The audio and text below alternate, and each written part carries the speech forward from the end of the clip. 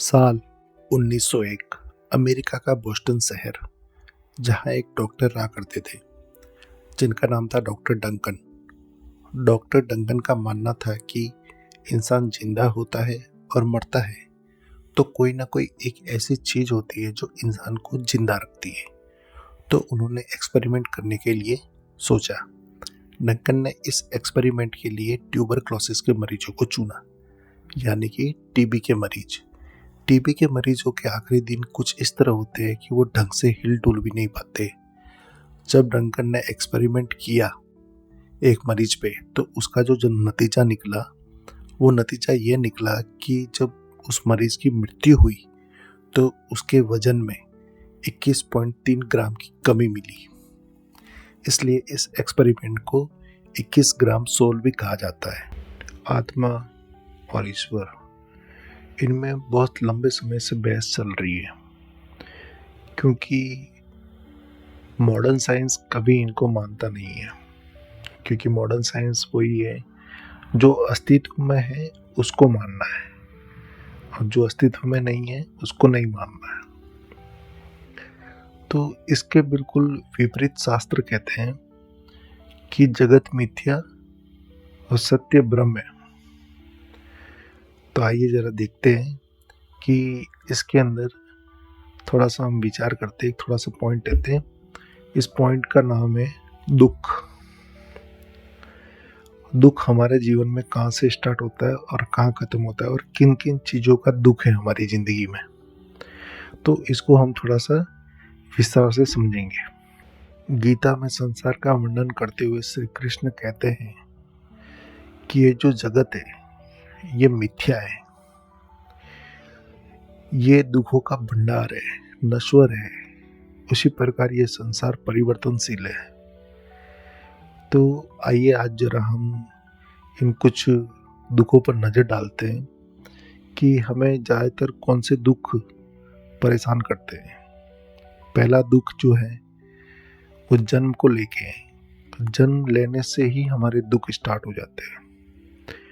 दूसरा जो है जिंदगी जीने का दुख, और जो तीसरा जो है वो है मृत्यु का दुख। आइए चैप्टर के थ्रू हम इसे स्टार्ट करते हैं। आइए समझते हैं जन्म लेने का दुख क्या है। जब स्त्री और पुरुष का मिलन होता है तब दोनों के वीर्य से एक कलल सा बनता है। फिर 10 दिन बीत जाने के बाद एक बेर सी आकृति बनती है। फिर उसके बाद उसमें मांसपेशियाँ बनती है। फिर 1 महीने में सिर निकल आता है, 2 महीने में हाथ पांव की प्रक्रिया होती है, 3 महीने में स्त्री या पुरुष का रूप लेता है, 4थे महीने में अन्य प्रकार के भाग निकलते हैं, और 5वें महीने में शिशु के अंदर जो भ्रूण है उस भ्रूण के अंदर चेतना होती है। जीव तो पहले महीने से ही था, पर चेतना 5वें महीने में आती है। फिर उस जीव आत्मा को प्यास भी लगती है, भूख भी लगती है। यदि किसी मनुष्य के हाथ पैर इकट्ठे करके कसकर बांध दिए जाए और पैर सीधे ना हो सके, इधर उधर घूम भी ना सके, और किसी दुर्गंध देती हुई मल मूत्र से भरपूर और अनेक प्रकार के जहरीले पदार्थ, जीव जंतु से भरी गंदगी अंधेरी जगह पर उल्टे से लटका दिया जाए तो वह मनुष्य कितनी देर तक लटका रह सकता है? 6 महीने, 6 दिन, 6 घंटे या 6 मिनट? ऐसी अगर प्रकृति की पीड़ा माता को याद रह जाए तो क्या कोई माता फिर से माता बनने के लिए राजी होगी? ये ईश्वर की माया समझो या ईश्वर का वरदान समझो कि वो माता कुछ समय बाद फिर से अपने बच्चे को जन्म देने के लिए तैयार हो जाती है, उन सारे दर्द को भूल के। उसे याद ही नहीं रहता। जीवन जीने का दुख। दुख जब तक जीते हैं तब तक जीने का दुख है। इस दुख का अनुभव हम रोज करते हैं। आँख खुलने से फिर से सोने तक हम किसी न किसी दुख को भोगते ही हैं। जैसे कि घर की किस्त भरने का, बच्चों की पढ़ाई की फीस भरनी, घर का बिल भरना, कैसे लोगों से बात करनी है, कैसे अपने व्यापार को बढ़ाना है, बच्चे हमारे कहने में नहीं हैं, फिर बच्चे बड़े हो गए, उनकी शादी हो गई, हमारा ध्यान रखेंगे या नहीं रखेंगे उसकी भी चिंता। बेटे की शादी हो गई, दामाद उसको अच्छे से रखेगा या नहीं। समय के साथ शरीर में रोग आना, जैसे डायबिटीज, लकवा, कैंसर, कुछ भी अलग तरह के रोग।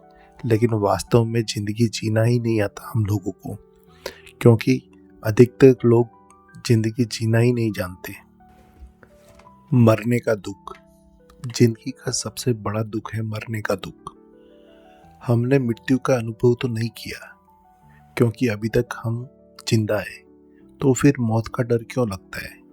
जिससे हमें पीड़ा हुई है उसका डर लगे, वो बात तो ठीक है, परंतु जिस पीड़ा को हमने कभी भोगा ही नहीं है, जिसका अनुभव ही नहीं किया है, उससे डर क्यों लगता है। जैसे कि हमारा भयंकर एक्सीडेंट हो गया तो हमें हमेशा एक्सीडेंट से डर लगता है, यह तो स्वाभाविक है, परंतु मृत्यु का डर क्यों। ना तो हमें अभी तक मृत्यु का अनुभव किया है और ना ही हमने उसे देखा है, फिर भी इस शरीर को मृत्यु का दुख क्यों होता है।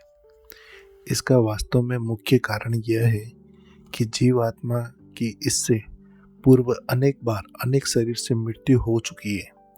हर बार मृत्यु के अवसर पर उसने मृत्यु के समय ना सहन होने वाले दर्द को महसूस किया है।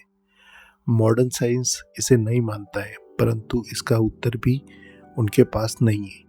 शास्त्रों के अनुसार शरीर मरता है पर आत्मा नहीं। इसके कुछ उदाहरण हम लोग ले सकते हैं कुछ इस तरीके से। किसी इंसान को अगर रोड क्रॉस करने में भय लगता है, तो किसी इंसान को पानी से डर लगता है, तो किसी इंसान को आग से डर लगता है, तो किसी इंसान को ऊंचाई से डर लगता है।